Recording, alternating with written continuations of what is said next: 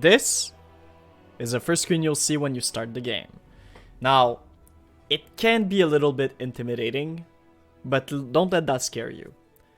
First of all, before the video really starts, I just want to say that this is your game, you paid for it, so don't let anybody tell you which difficulty you should play on. On every forum I see, some people argue that anything below core is not the real game, but at the same time a lot of people complain about the difficulty and the AC, because it is a little bit buffed. So, don't let anybody tell you what to play, but also don't be afraid of the challenge, because as hard as it can get, it's also very rewarding when you find the perfect solution to your problems. Now, I'm gonna use some terms, some nomenclature, whatever you may call it, in this video, which you might not understand.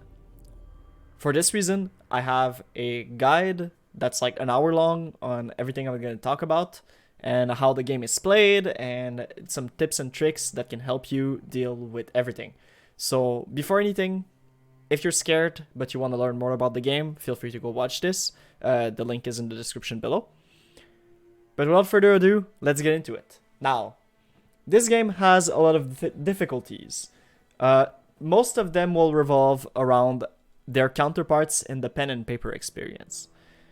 Most games, you'll just have like 3 choices most of the time. It'll be like easy, normal, or hard. And it won't tell you exactly what happens when you pick each difficulty, but this game does. That's why we have a lot of difficulties. Now, you have all of those. Custom being, well, customary. If you change anything here, in those one with the line here, it will change to custom, as you can see. Here, it went from unfair to custom. Story is basically if you just want to look at the story without really having trouble in the game. Most encounters will resolve automatically. You won't have to level up yourself, and your party will take minimal damage.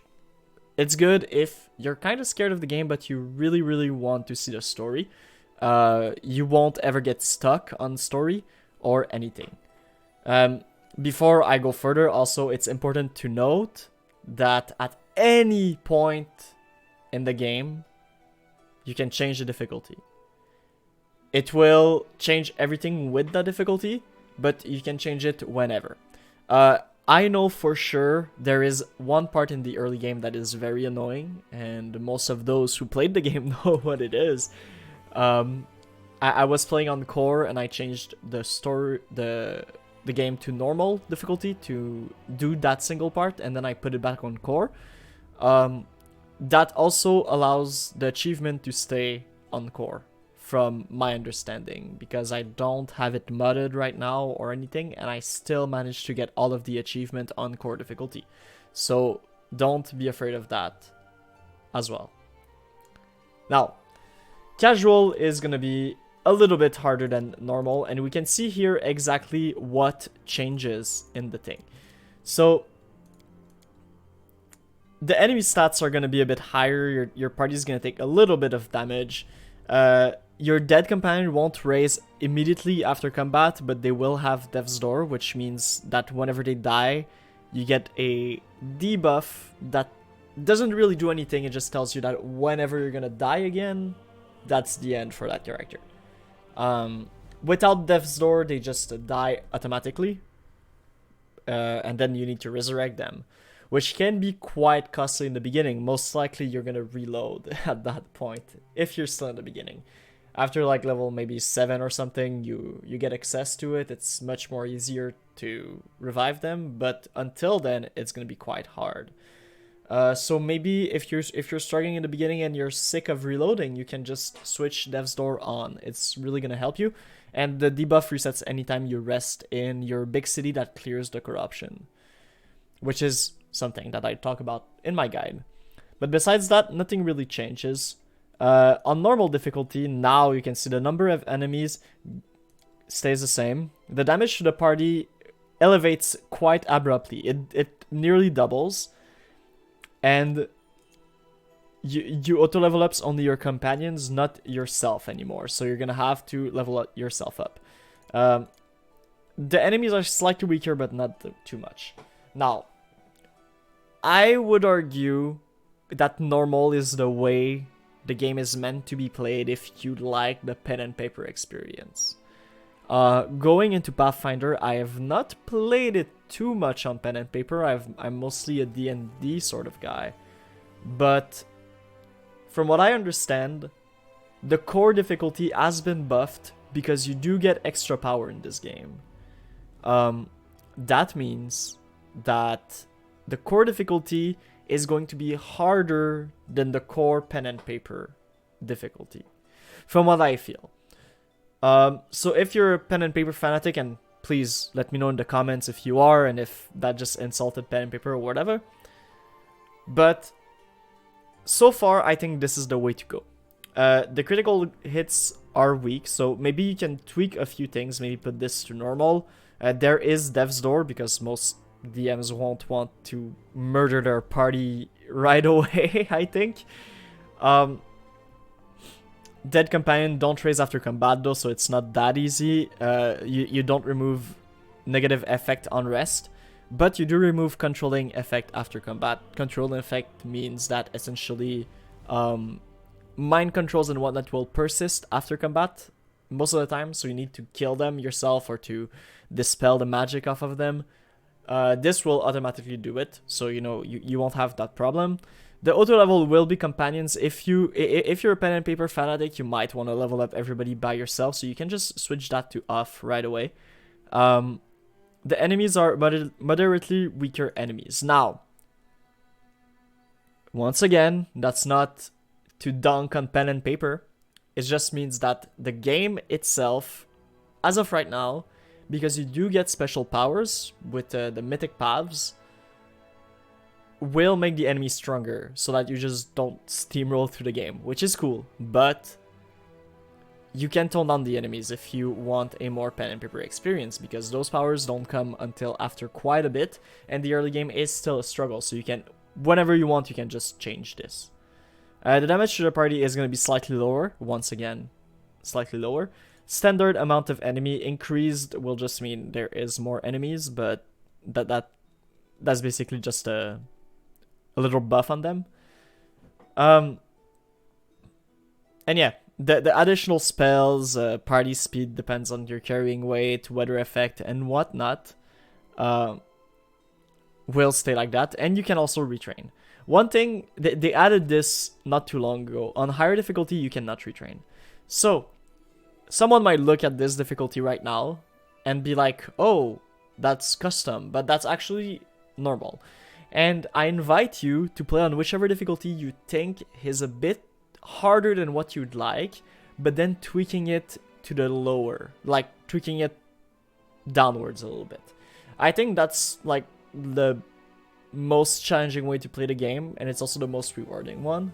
But once again, play however you want. That's just something I like to say, because some people won't think custom difficulty is a real difficulty, but it completely is. Next we have Daring. As you can see, damage to party is slightly lower than normal, and there are the enemies are a bit stronger. That's pretty much all there is to it. Now, on the next few ones, you'll notice the red text at the bottom. This is going to mean that you're stepping up in the territory that it might be hard. It might be hard. So, we're gonna say yes. So, why is it harder? Well, the number of enemies just increase, and the weather effect is higher. The hits are normal as well, the critical hits. Critical hits are... They can one-shot your party, that's why there's an option to put them to weak. But you have so many ways to counter them that it is fine. I personally play on core for most of it, besides the one time I switched it to normal for that one encounter that you'll know exactly what I mean when you get there.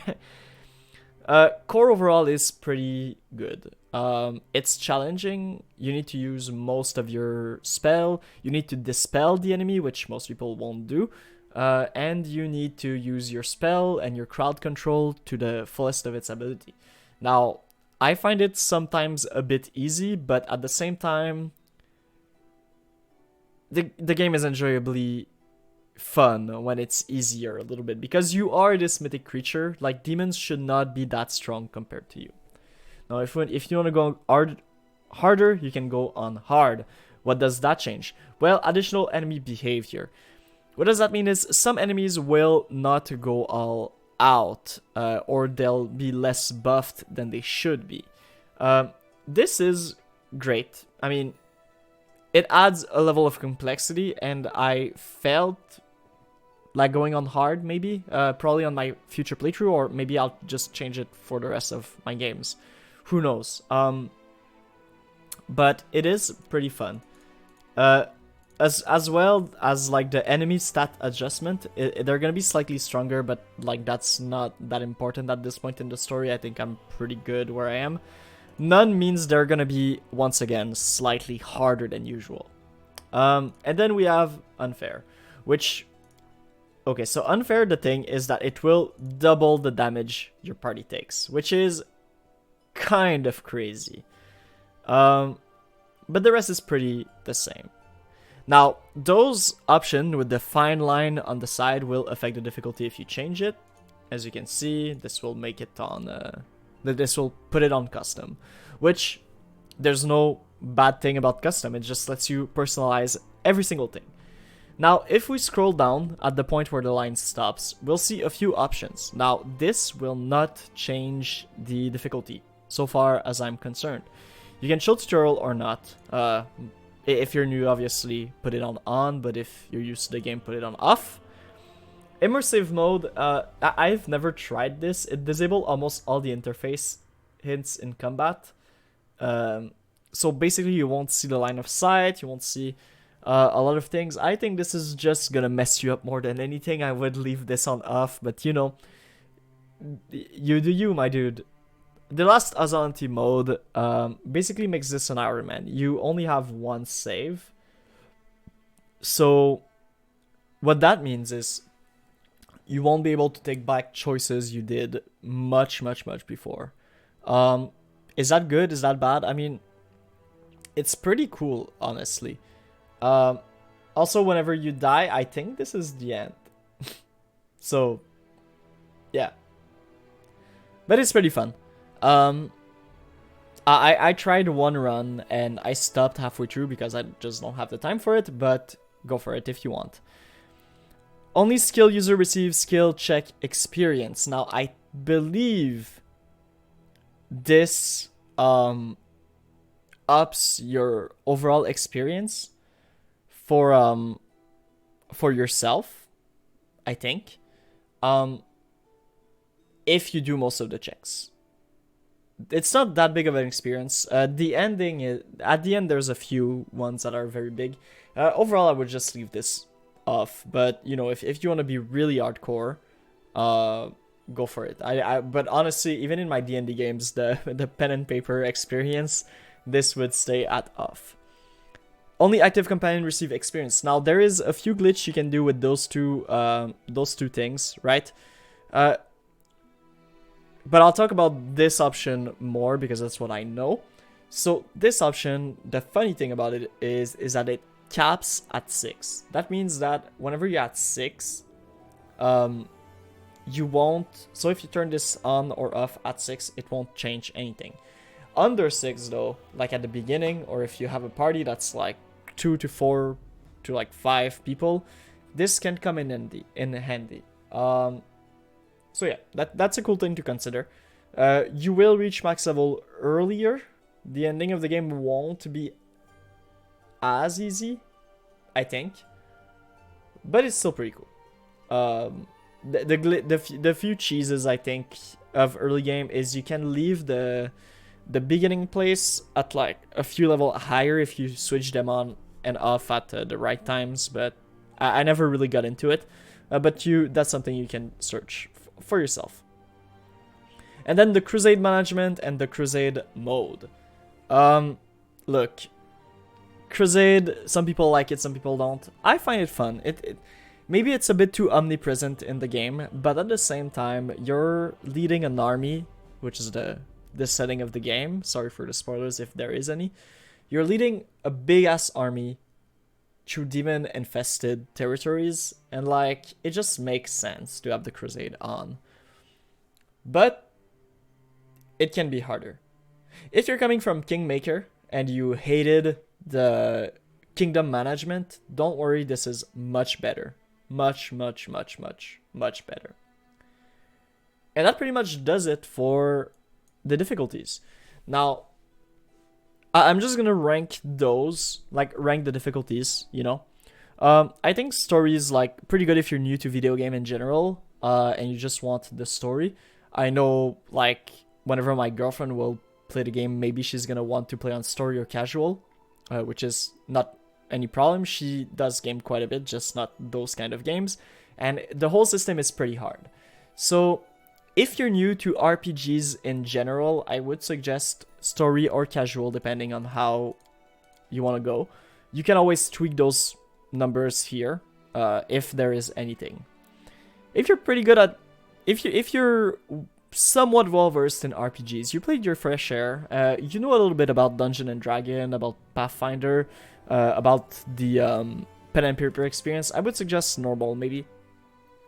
And if you're quite good with the pen and paper experience, but you don't want overly buffed enemies, probably daring would be good.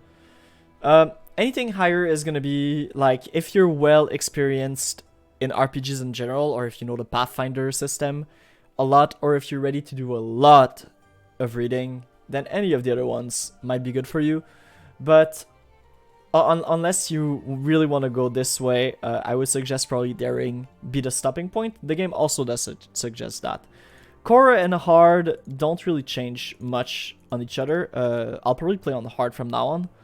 And unfair, like you literally take half more damage, like twice more damage. This is insane. You probably don't want to do that, but I'm not gonna stop you. Achievement hunting and all that, but I feel like the unfair playthrough is not something you're gonna do all the time. Anyways, that was it for me, guys. I hope you found this video somewhat helpful. It was kind of short. Once again, the guide that's like an hour long is gonna be in the description below, so if you want to check that out, maybe do it. Leave a like, subscribe, comment, whatever you want, whatever you feel like doing. And that's gonna be it. So stay safe, guys. Enjoy your gaming experience, and I'll see you guys next time.